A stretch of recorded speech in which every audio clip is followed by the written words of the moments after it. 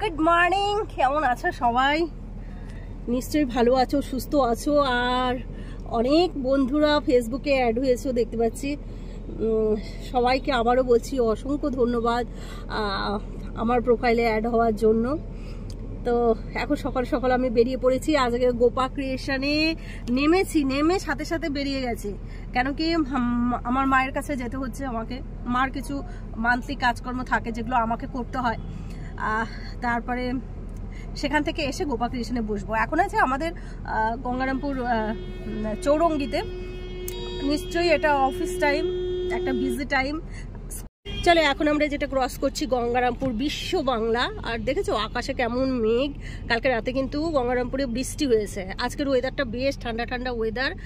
এই যে বিশ্ব বাংলা দেখতেই পাচ্ছ, যে সিগন্যালটা ওইদিকে সিগন্যাল দিয়ে দিয়েছে। এখন গাড়িগুলো ওইদিকে দাঁড়িয়ে আছে।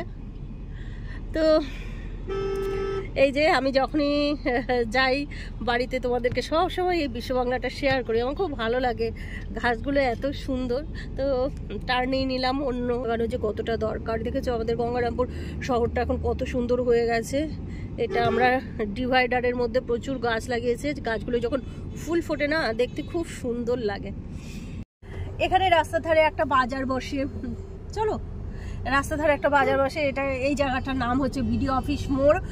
যেহেতু আমাদের এখানে বিডিও অফিসে যেতে গেলে এই রাস্তাতে দিয়ে প্রপার থেকে ঢুকতে হয়, সেই জন্য বিডিও অফিস মোড় এটা। এখানে চলো হয়ে গেল মার কাছে কাজ কমপ্লিট। একটু মার সাথে অনেকদিন পর গল্প করলাম। আর আমি এখন যে রাস্তা দিয়ে যাচ্ছি সেটা হচ্ছে আমাদের এখানকার ঐতিহাসিক যে ধলদিঘি আছে, সেই ধলদিঘির পাশের রাস্তা দিয়ে একদম।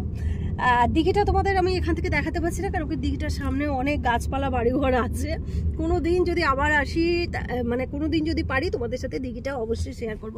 ঐতিহাসিক ধলদিঘি, কালদিঘি আমাদের এখানে। তো চলো আজকের ব্লগটা এখানেই রাখছি। যদি ভালো লেগে থাকে তোমাদের তাহলে অবশ্যই লাইক দিও। আর হ্যাঁ, অবশ্যই একটা ভালো কমেন্ট করে যেও। আর কি বলবো, সবাই খুব ভালো থাকো, সুস্থ থাকো।